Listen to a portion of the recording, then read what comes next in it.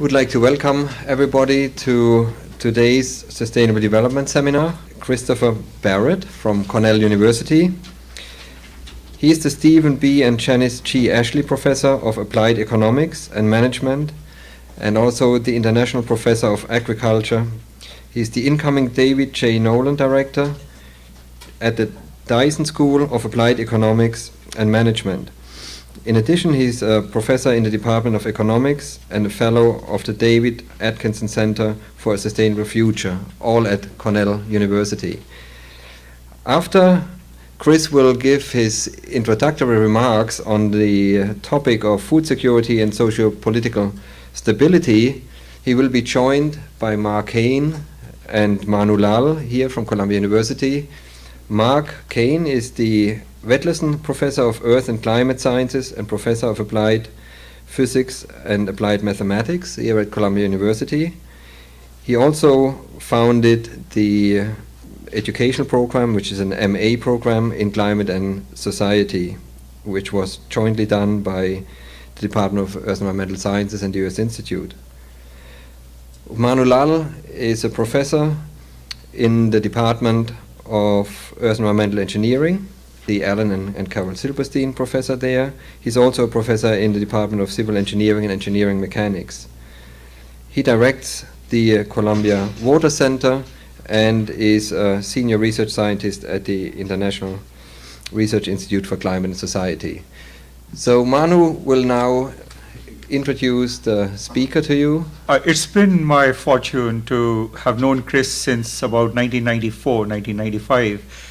When both of us were teaching at Utah State University. The main thing I can tell you is that I have not met a person who is as deeply concerned about the poor people, development in practice, as well as understanding what science can do to improve the lives of these people. Chris has been active in Africa for a very long time. He worked with pastoral societies. But that's just one, what's amazing is that his on-the-ground work in Africa happens to be just one small piece of all the things that I've seen him do. And as you will see when he gives you the presentation on the topic of food security, what Chris is amazing at in the things I've seen is taking fairly complex issues and synthesizing them very cleverly into what the key issues really are and what is a possibility of progress in moving things forward and who needs to do it. And I think that's the flavor that you can expect from this particular talk. So in that sense, this is perhaps the perfect sustainable development seminar, because this is what we set as a direction when Jeff Sachs got here in 2001 or so. And people have been talking about it, and there's been a lot of activity which is on that topic coming from an economics perspective, which is exactly what Chris looks at. There are people here possibly from the International Research Institute for Climate and Society as well, and some of them have been working on looking at development issues from a climate lens and trying to look at the role insurance plays or index insurance plays. I'm happy to tell you that this is one of the areas that Chris has also pioneered in. So if you start getting into it, and if you read the sheet that circulated on his background, you'll see that of the 260 plus papers that he has published and 34 books that are indicated there, almost every topic that's of interest to you from an economic development perspective is actually covered very succinctly and very nicely. I think with that, I'll stop wasting Chris's time and get him to come up and talk.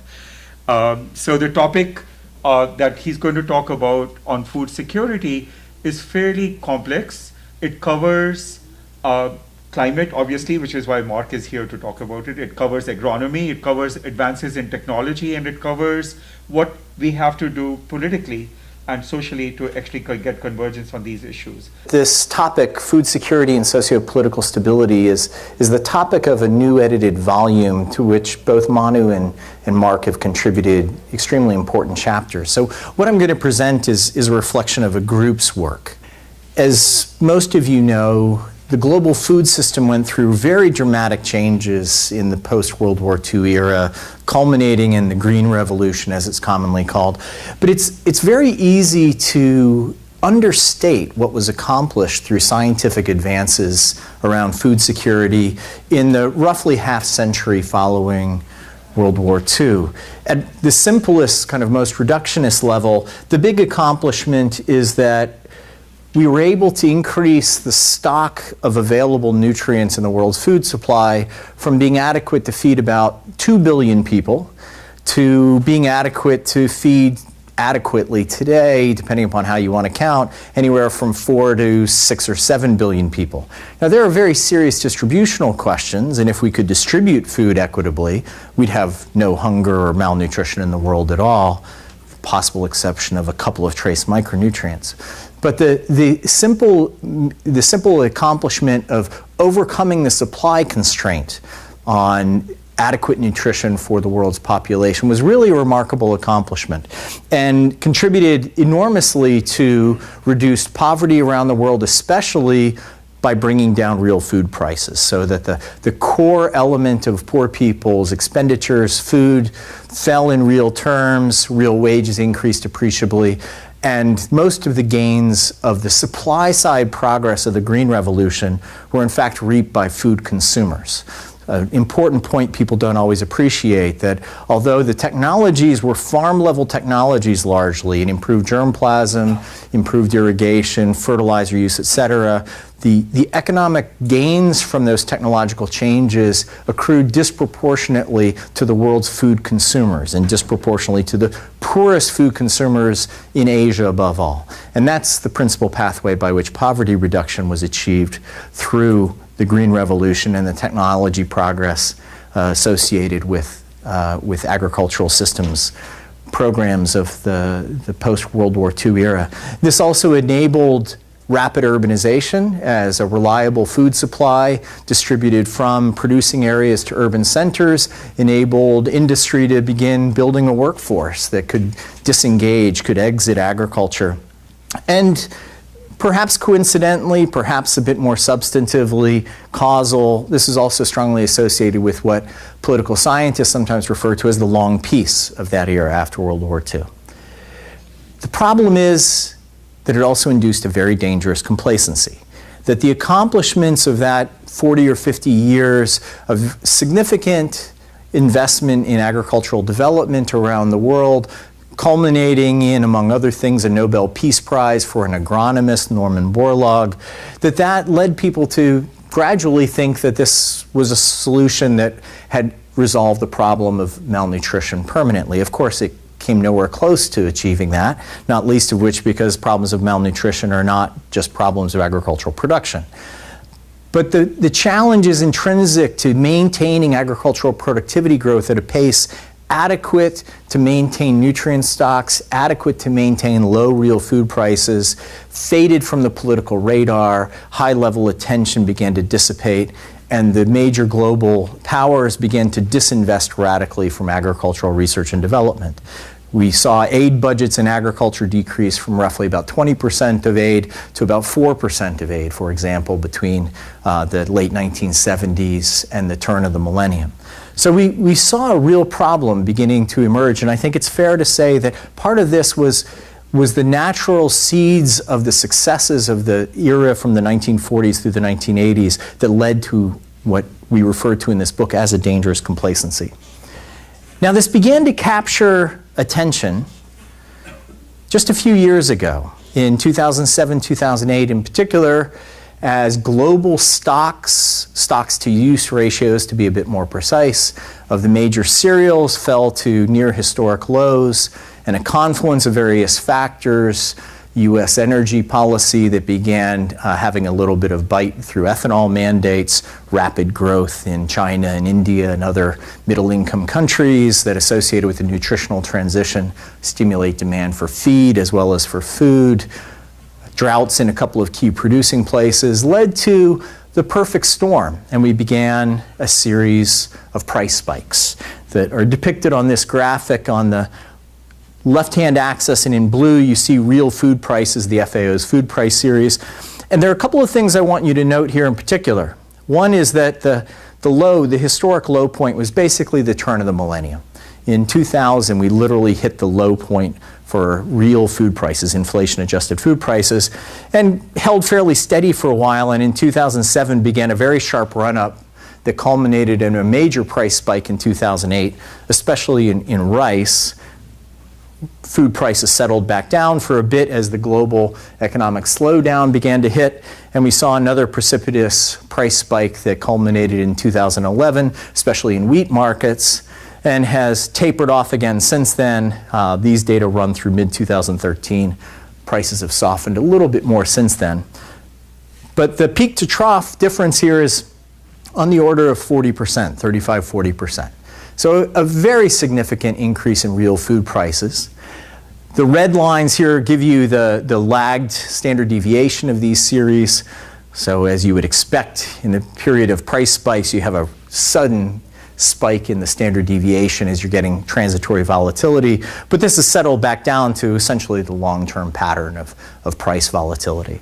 So the punchline of all of that is that through the end of the 20th century, we saw a relatively steady, oscillatory but steady convergence towards very low, historically low real food prices.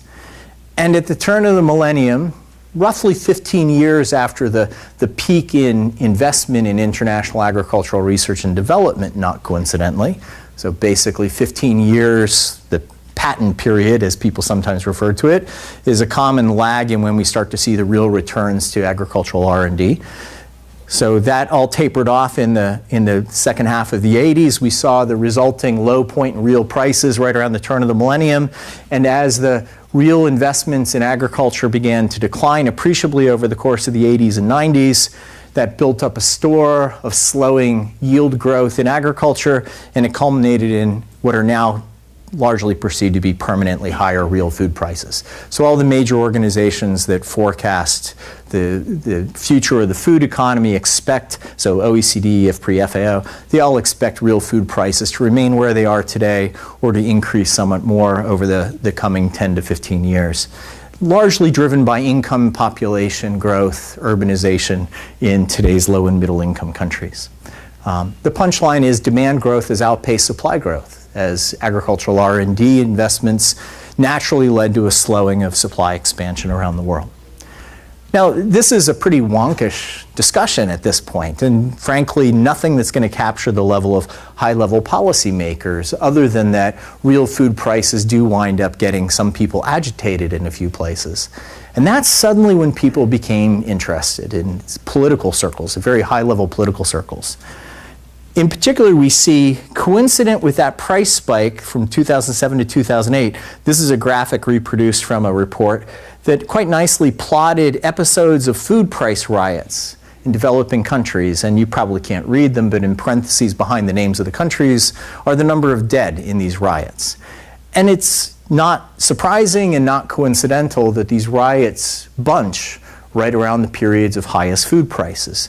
So we saw episodes, many episodes, of people taking to the streets in developing countries to protest the high prices of food with which they were suddenly confronted, that left them disturbed, left them annoyed by a government that seemed to be failing to maintain the social contract. And now suddenly high-level political leaders are interested, because now food prices are translating into demonstrations, violence on the streets in countries all across the world. There were more than 45, 46 countries experienced riots during this 3-year period. It's important to note that there's a very complicated relationship between high food prices and political disturbance, and that's much of what this book is about, in fact, both understanding that relationship and at some very basic level trying to predict what's coming over the coming decade. But that relationship excited interest and created this project, because the backstory to this project is that I got a call one day from senior people in the National Intelligence Services saying, people are taking to the streets in developing countries. The White House, the State Department are worried about this. The Department of Defense is worried about this. Our allies are worried about this. And we realize that in the intelligence community, we know very little about food security and agriculture around the world. We don't understand what's happening that's driving this, and we don't know what's coming over the coming decade. So is this a transitory thing, where we just kind of buckle down, get through it, and this storm will pass? Or is this a harbinger of things to come, where we need to begin to devote more attention to food security issues? So can you perhaps pull together a group of experts, people like Mark and Manu, who can help us think through what are the issues? What's behind these phenomena, those price spikes that we saw a moment ago, and their correlation with these sorts of urban food price riots? And are these things we need to worry about? Are the underlying drivers issues that the intelligence community, the security community needs to pay attention to, not just the agricultural community? So that's the genesis of this book. That's why an economist who worries about food security issues around agricultural and development economics suddenly is wading into deep water about sociopolitical stability, about which I have no expertise and no credentials.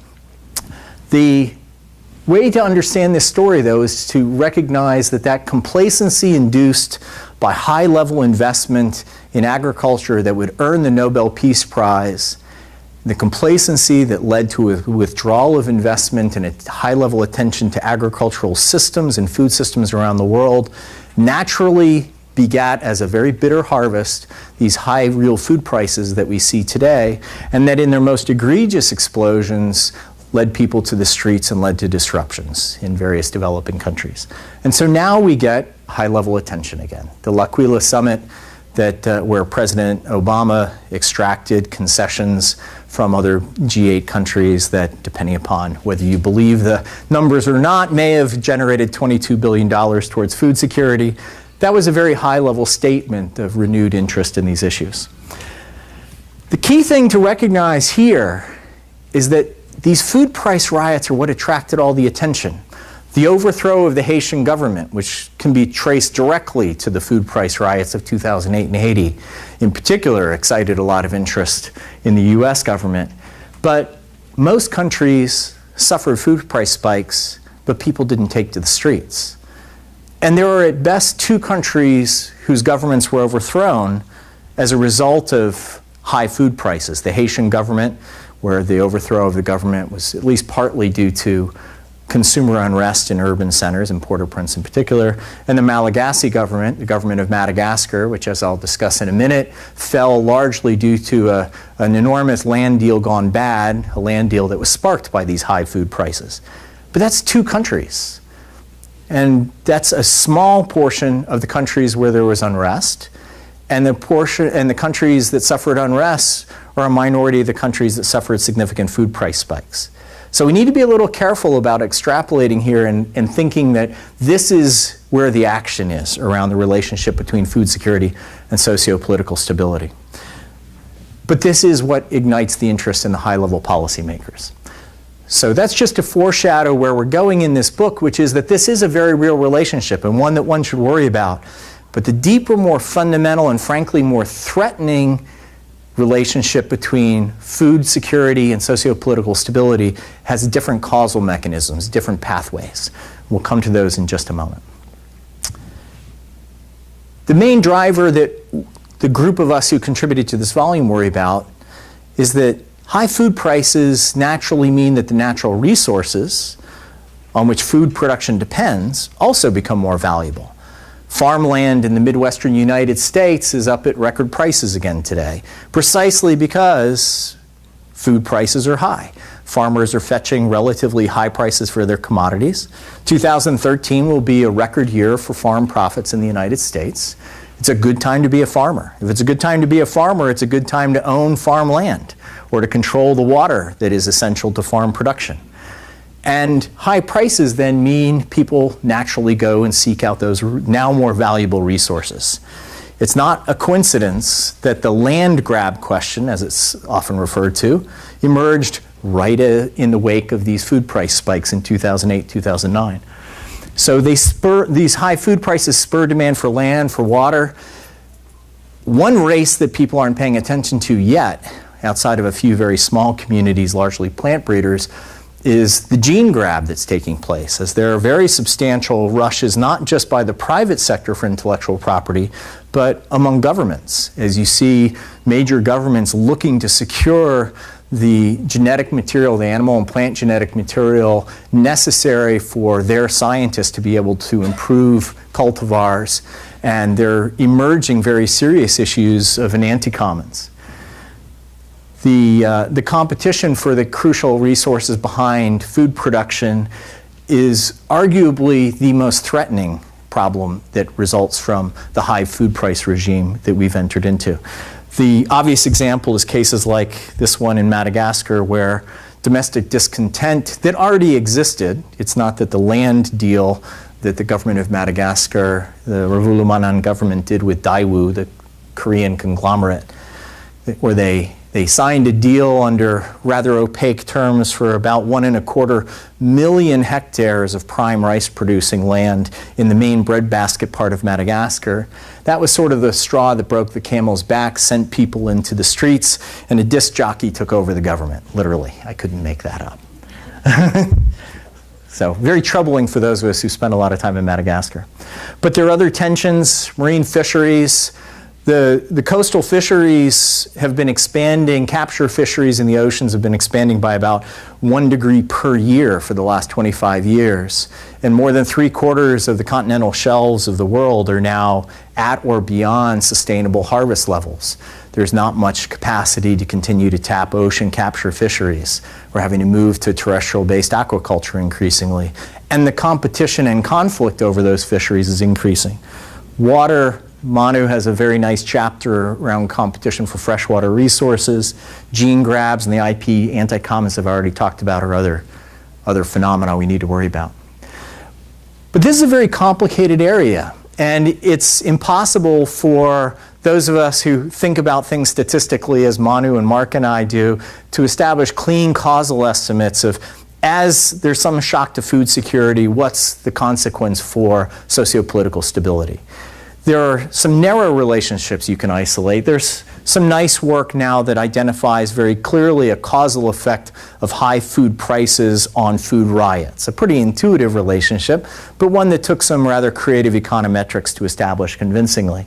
So there are now some credible studies that make that identification cleanly. But the broader relationship is pretty hard to pin down in a really robust causal sense. And the reason is there are lots of correlated common drivers. So Mark has a very nice chapter on climate change and climate variability and how climate variability feeds into both food security challenges as well as instability. Some of you will be familiar with Saul Chang et al.'s recent science paper on climate change and climate shocks and violence and conflict of various sorts around the world. There are clearly common drivers here, climate being one of them, water scarcity being another, et cetera. And so isolating what's a true causal effect from food security to sociopolitical stability versus what's just a common correlation caused by some outside factor is a difficult challenge. It's frankly a challenge that our book doesn't adequately address. This is an area ripe for further investigation.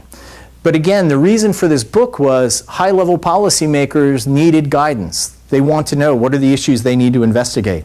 We simply don't have the luxury of waiting around until we have statistical evidence that satisfies our standards. We've got to be able to come up with credible best guesses for those who are making important decisions. So we've taken that rather ambitious, maybe audacious leap in this book. Why do it if we're kind of venturing outside our comfort zones as scientists? Well, the first reason is that we know that sociopolitical stability is a strong driver of food security. Places that suffer unrest, their populations are always much more vulnerable to nutritional disruption. We see abundant evidence of this. Somalia, Democratic Republic of Congo are obvious examples. But the key thing for the policymakers is the strong suggestion that there's potentially a causal relationship that runs the other way too. That it's not just unrest causes food insecurity, but that food insecurity might sow the seeds of unrest as well. And that's a hypothesis worth investigating because we don't really need added reasons to seek peace. It's not like the Defense Department really needs us to come up with an agriculturally based or food systems based justification for seeking peacekeeping in particular countries. But if we want to advance a food security agenda, which hasn't had high-level support, being able to make the case that advancing the food security agenda may have important payoffs in other arenas that frankly interests high-level policymakers a little bit more than what do the time series on real food prices look like. That's the incentive for us to take on this project. And the real reason that matters is The core story of the book is that it's not urban food price riots that are the real danger. The real danger surrounds the sometimes seemingly innocuous policy responses by governments, by firms, by not-for-profits in response to growing food insecurity. That the measures that people take trying to address the immediate needs of their own populations or their clients, depending upon which sort of agent you're talking about, that those policy responses can cause food insecurity, at least in other populations or over time, and sow the seeds of some of the unrest that we're particularly worried about. So the policymakers are paying attention, and we need to make sure that they appreciate that their policy choices are ultimately an enormous part of deciding whether there will or will not be sociopolitical instability in response to the growing supply-demand imbalances in the global food system. So that's what this collection of papers is all about. I highlight Chris Blattman kindly contributed a nice endorsement blurb on the cover. So this volume is all about that, and here are the chapters. It's broken up into thematic chapters and geographic chapters with a couple of initial overviews. Mark Rosegrant and his colleagues at IFPRI have kind of the workhorse model of the global food economy, and Mark and a co-author contributed a very nice global overview chapter on climate. Thematic chapters including a very nice freshwater resources one by Manu, and geographic chapters by another set of very skilled authors. So that's the composition of the book. What I now want to do is just describe to you kind of the four basic pathways that collectively these chapters outline. These pathways don't have equal weight across regions. Some have much more bite in Latin America or in sub-Saharan Africa than in South Asia, for example. They don't pertain equally to each of the thematic areas. But the beauty of this project was that as we gathered a lot of experts, each talking about their particular area of expertise, common threads began to emerge very clearly. And that story is actually a core narrative of the upcoming national security estimate on food security. So the four main pathways.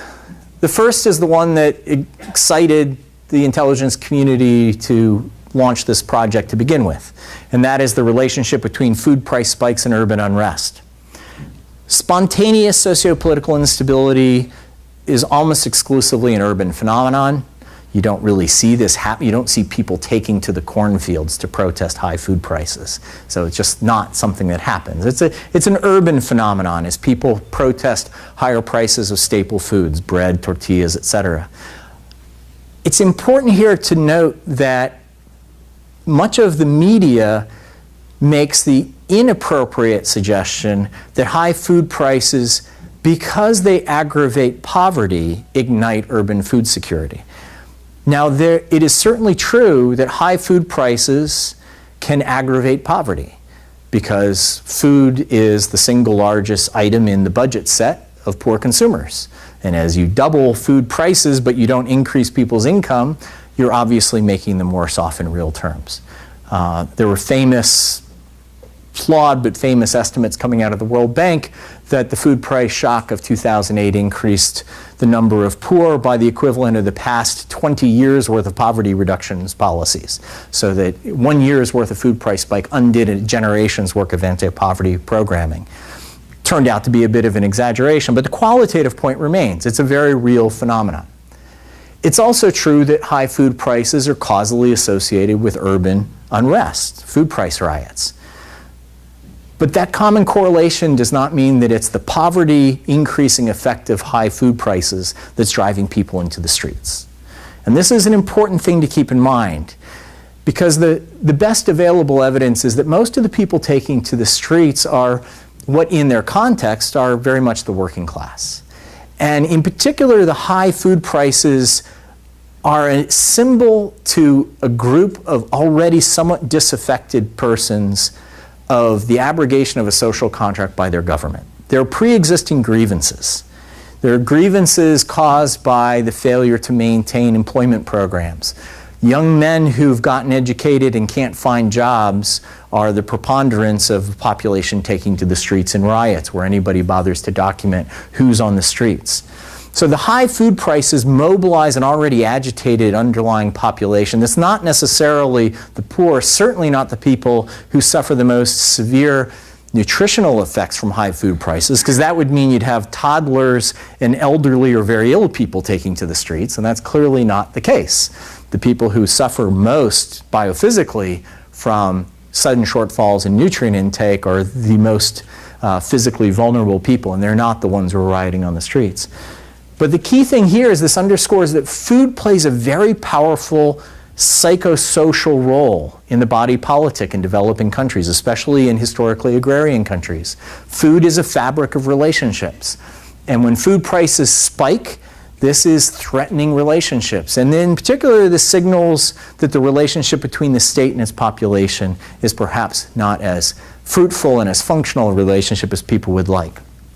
So these price spikes are dangerous mainly where an opposition can galvanize already aggrieved subpopulations to join them and topple a government. Places like Haiti, this can happen. Not because of the food price spikes, those are the straw that breaks the camel's back, but because there's already so many reasons to have grievances with the government.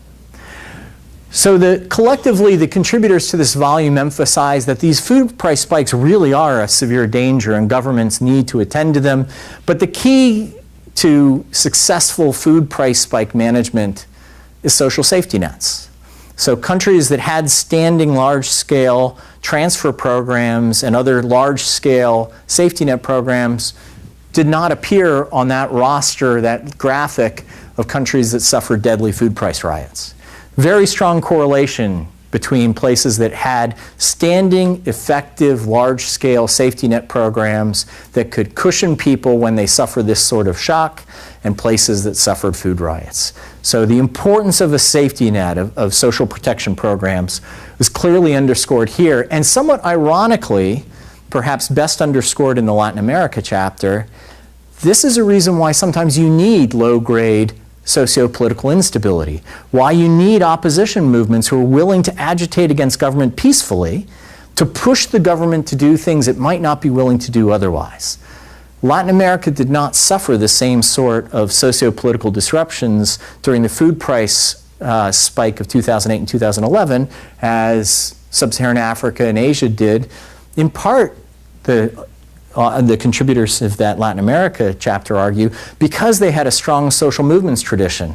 Places like Brazil, Mexico, etc., the governments got pushed by opposition civil society groups to implement large-scale conditional cash transfer programs, child feeding programs, etc., that helped to diffuse some of the pressure. And those programs expanded substantially during the food price spikes and took a lot of the political pressure out of the system. So the existence of these important safety nets is a really key feature to understanding what helps to explain where food price spikes translate into violence and where they don't. And not always programs that governments are eager to undertake because they can expose the fiscal purse quite a bit, but terribly important investment. The most important pathway that worried the contributors to this volume was the pathway I mentioned before about the induced increase in the value of valuable natural resources, so land, water, genetic material, and that the induced competition for now more valuable resources is commonly poorly managed. It's taking place in areas where governments exert relatively little control. And when they do exert control, it's often done in ways that are somewhat capricious and lend themselves to further grievance. That because government just goes in and willy-nilly assigns land rights to a foreign investor and kicks people off the land, that doesn't mean it's really got good control. That often is just sowing the seeds of future unrest. So the biggest concern that comes up repeatedly across the geographic chapters and across several of the thematic chapters, including those on water, on land, etc., is the potential of this competition to spin out of control if it's not carefully managed through a widely agreed, just, fair, and reasonably transparent set of allocative mechanisms so that people understand who gets land and who doesn't, who gets water and who doesn't, and that this is reasonably efficiently allocated. Manu does a very nice job, for example, of documenting how in India there's actually quite a lot of water available, if it were allocated reasonably efficiently and fairly. But many of the problems that we see arise from rather poor mechanisms for the allocation of scarce resources and the reallocation when you face new pressures. And the problem there is that you get these distributional questions that arise, and they get settled largely through the exercise of power. That commonly mutates into not just a shock or a redistributive moment like you get from a food price shock, but it sows the seeds of underlying rebellion, especially in rural areas where governments have a much harder time of controlling these things than they do in urban areas. And they're, like food price shocks, exploitable by pre-existing opposition movements. The most dangerous forms of instability induced by the food price shocks, but not the fastest to emerge, are those that are occurring in rural areas. Lest this all sound really depressing and scary, there's a third really important pathway that gets highlighted repeatedly in this volume, and that is the opportunity to relieve the pressure. To relieve the pressure in the same way that we did in the post-war decades, through technological change, through accelerating supply growth so that it can again begin keeping up with demand growth and help to keep real food prices from rising further, maybe even begin to bring them back down. And that through wise strategic investment in agricultural R&D, through wise strategic investment in distribution systems, because it's not just about how much gets produced at farm gate, it's equally about how effectively can one get food to increasingly urbanized populations. The rapid growth in the marketing channel as people are increasingly physically removed from farms is a crucial challenge in the 21st century food systems of the developing world. But the opportunity to improve technologies, to improve technical efficiency, to expand supply, help bring down real food prices, and to expand production without intensifying the competition for resources is the big opportunity that exists. Now, there are some challenges in there, not least of which those due to genetically modified organisms, that the political and cultural competitions around GM food is a huge issue. The developing world now has more acreage in genetically modified crops than the high-income world does. As of last year, there's now more acreage under GM product in the developing world than the OECD countries. But, and this is a crucial but, most of it's cotton. The food crops are still not being cultivated using genetically modified technologies that are available. There is no country in Africa that has open-release genetically modified food crops today, even though there's widespread cultivation of Bt cotton, for example. Why? Well, largely because of political debates around biosafety, human health, etc. These are important scientific debates, but right now the competition, the political competition around GM is sort of trumping the scientific debate about GM, I would argue. This is a real issue moving forward in some of the places that people like Cheryl and I worry about a lot. The growing disparity in the rates of technical change in agriculture is a very big problem. So we see rapid growth in agricultural productivity in places like Brazil in particular, China to a lesser extent. China has its own problems in that China, as the title of the China chapter provocatively says, China's running out of farmers. China is about to go through a migration, rural to urban migration of something on the order of 250 to 400 million people in the coming 20 years. A historically unprecedented migration of people within one country from rural to urban areas. And that has all kinds of implications for how you actually farm. When suddenly you go from being labor abundant to labor scarce, and you can't really quickly develop the necessary machinery, especially in steeply sloped areas. So there are some real challenges of technological change that are sitting before us, including in places that we've seen growing quite quickly in agricultural productivity. But the real challenge is in the places that have the fastest growth in food demand but aren't enjoying rapid technological change in agriculture, not rapid total factor productivity growth, sub-Saharan Africa and South Asia. So that more than 90% of the growth in world food demand over the coming 20 years will be in Africa and Asia. It's not going to happen in Europe and North America or Australia. And so because roughly 90% of the world's food consumption comes from commodities grown in the country in which it's consumed, you have to worry about local food production.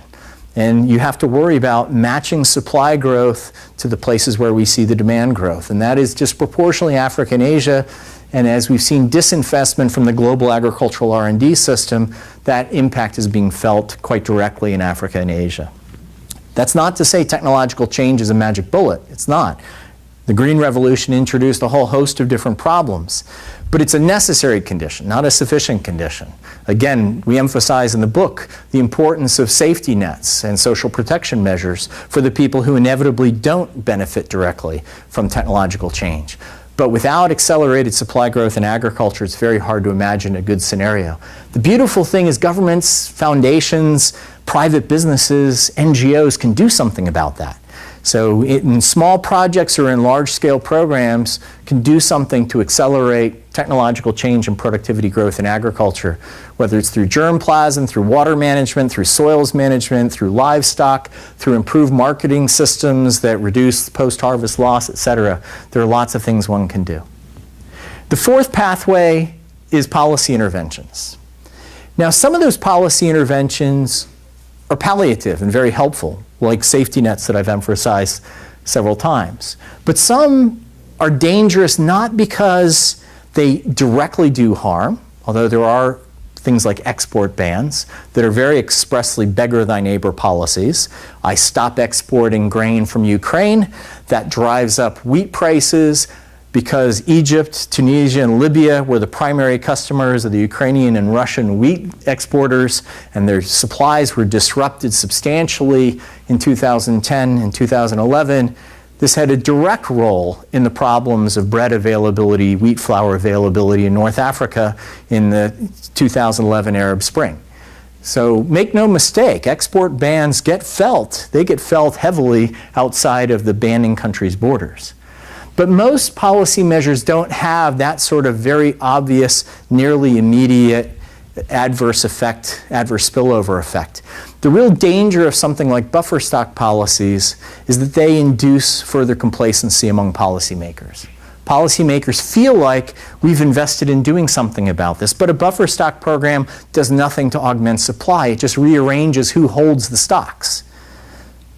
And that is an important thing to keep in mind, because the time and fiscal resources devoted to any sort of action are in direct competition with the other actions available to governments.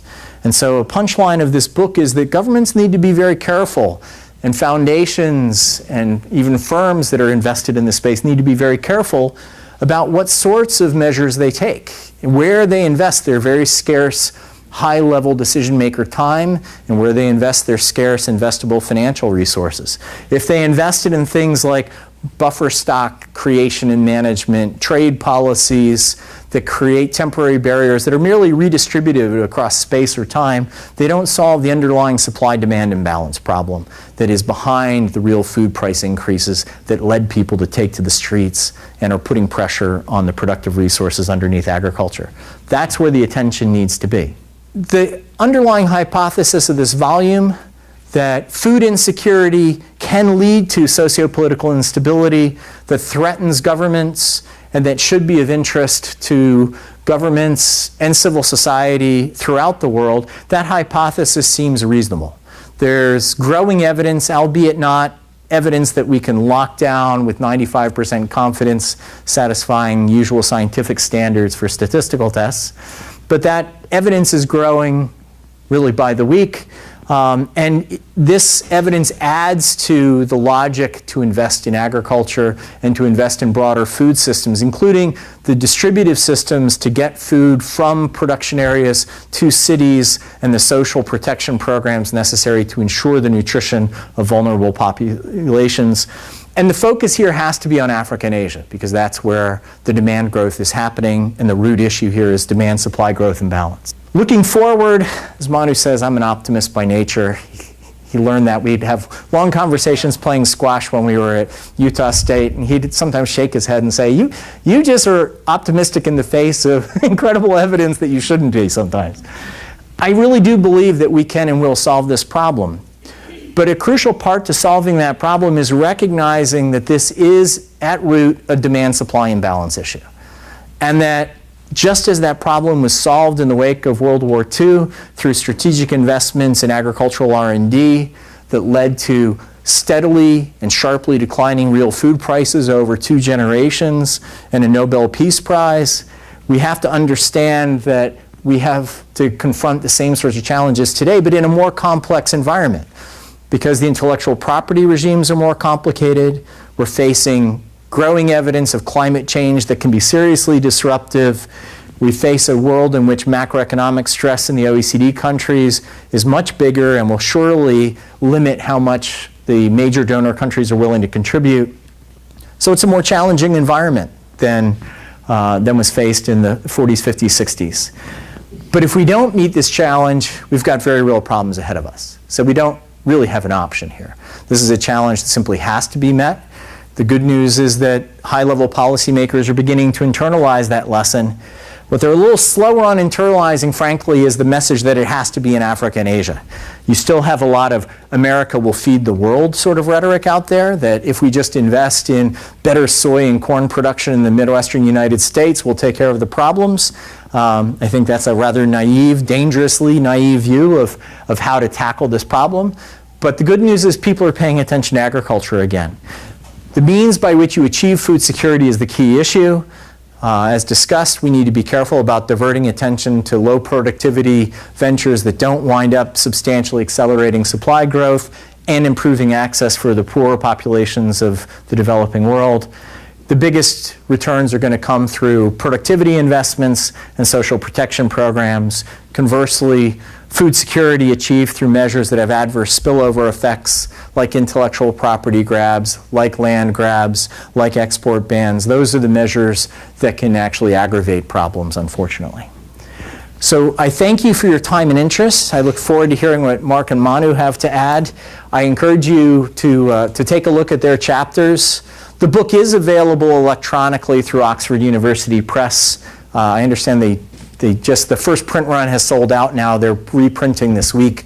But if you're interested, it is available electronically. I'm sure Columbia's library has access to it. That was incredible summary of a long and very varied book with a great deal of information in it.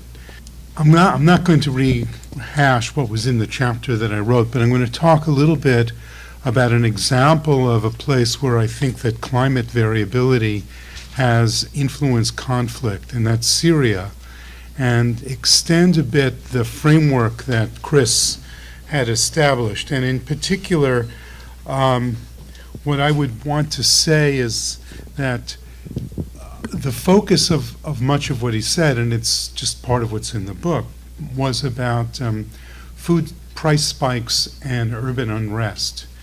And if we look at Syria, we can go a little bit back in time to how that kind of urban unrest comes about.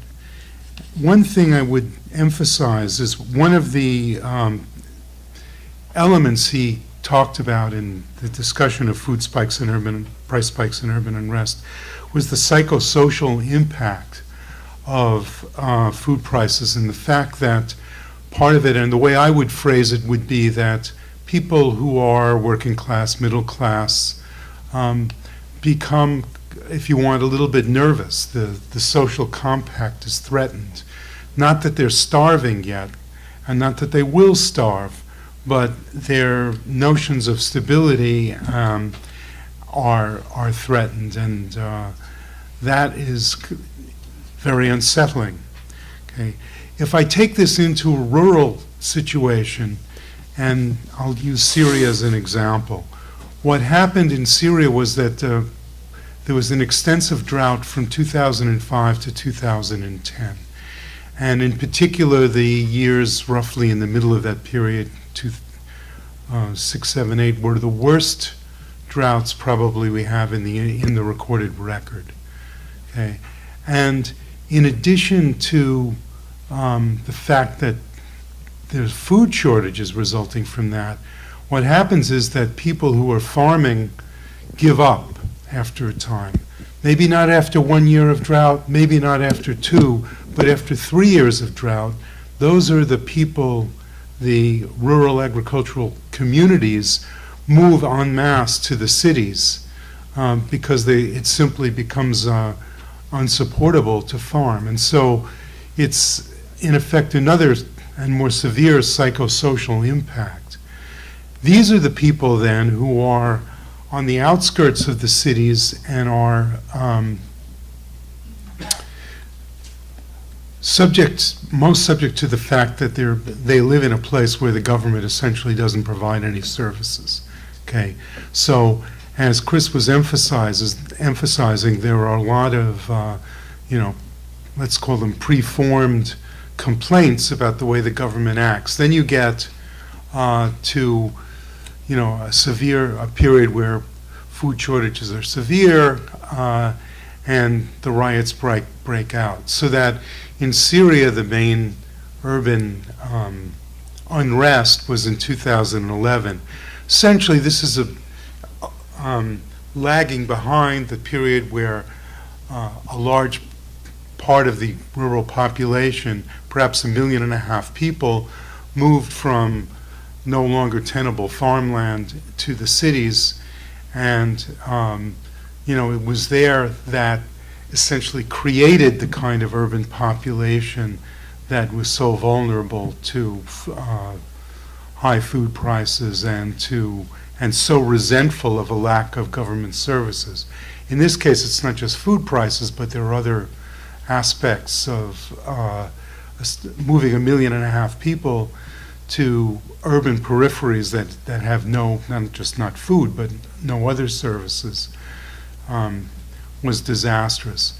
So I just wanted to add to the general framework he had the notion that one of the things that climate and other forces, but climate can contribute to this mix of problems is the fact that you disrupt rural societies that were stable in place, that had provided social support networks in the communities that were perhaps not so dependent directly on the government, okay? And then these people are forced to leave the land, they move to the cities, and they are dependent on a government that is not able to provide for them or not willing to provide for them. And I think I'll just leave it there. Taking a cue from Mark, going to personal stories of some sort, I guess. When Chris first talked to me about this volume and to think about these issues, my first reaction was that if you actually go far back into Asian societies or perhaps into the Middle East and Europe as well, the role of the emperor was to gather and store grain so that in times of exigency you could redistribute it. So there was a fundamental system at play, which is what what you can think of in terms of the responsibilities of the government. So that's kind of interesting to keep in mind because governments or emperors were overthrown when they failed to actually meet that particular obligation. So that's what came to mind. And then I started looking at it from the water lens and reviewing the large numbers of papers that were devoted to whether or not we have enough water to produce enough food for 9 billion people. And most of them think we cannot. And the conclusion I came to was a bit weird because most of the models these people used assumed productivity higher than what we saw in the field with respect to land and water. And you assumed efficiencies that were also lower than or higher than what I was seeing in the field. And yet when you started looking into things in detail, one of the things that jumped out was that by and large, the assumptions most people were making were that you should grow certain crops where they are grown today. And what we discovered as we played a few games with this was that really, if you allowed yourself the flexibility of a global food system that was geared to meet nutritional requirements and optimized with respect to where each crop should really be grown, assuming there were no social restrictions, then the game changed radically. So that one policy measure, it seemed like was a good play.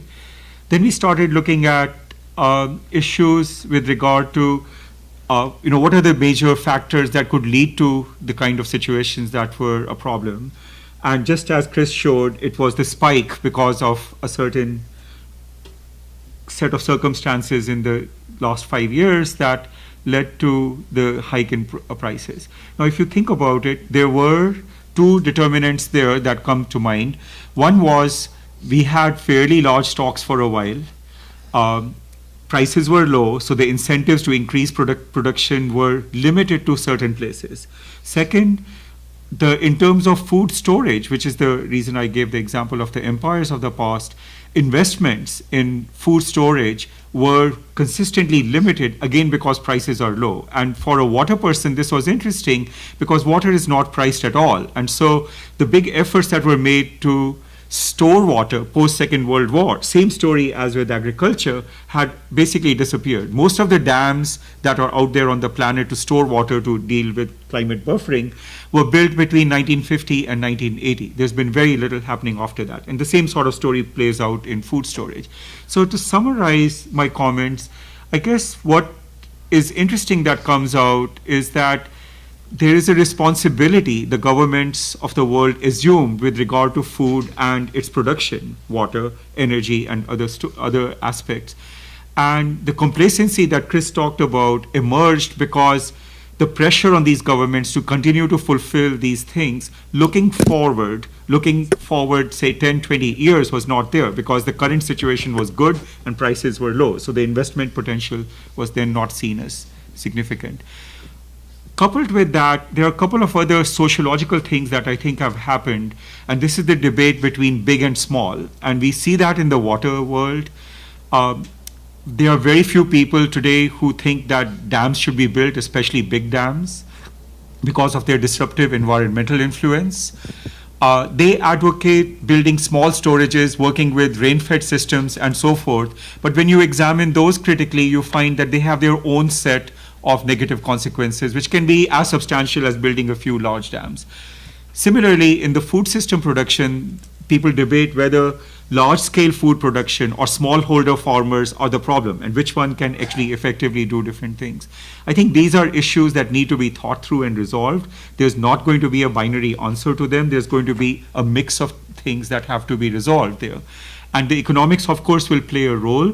But the biggest thing that we've established in the work we've looked at is that it's the political systems and their negative impacts through efforts to doing good that are the biggest problem that needs to be unraveled. And that, I think, is the challenge that may prevent us from getting where we need to be. But otherwise, from a technological perspective, I don't think that there's really that much of a problem getting to where we need to be.